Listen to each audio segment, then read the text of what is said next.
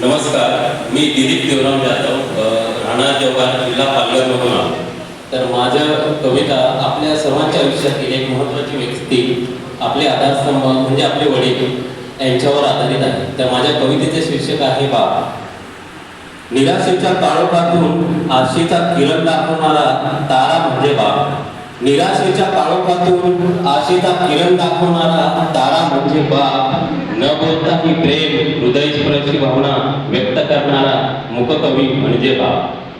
मुले यशस्वी झाल्यावर आईच्या डोळ्यातून वाहणारे आनंदाश्रू म्हणजे बाप. मुले यशस्वी झाल्यावर आईच्या डोळ्यातून वाहणारे आनंदाश्रू म्हणजे बाप. कुटुंबाची सर्व जबाबदारी आपल्या खांद्यावर पेलून धरणारा सामर्थ्यशाली व्यक्ती म्हणजे बाप.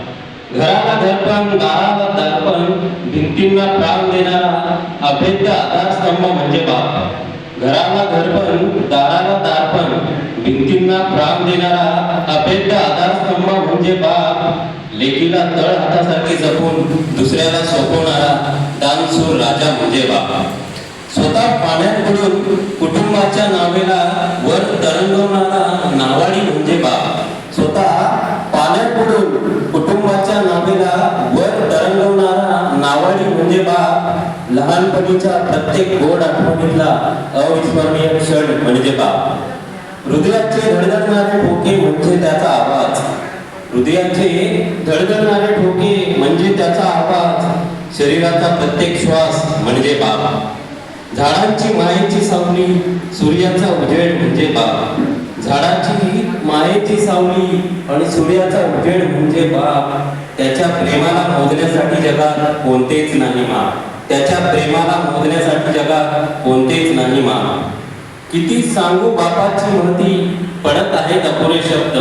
किती सांगू बापाची महती, पडत आहेत अपुरे शब्द. कारण सर्वांसाठी झटून देखील राहतो नेहमी स्तब्ध.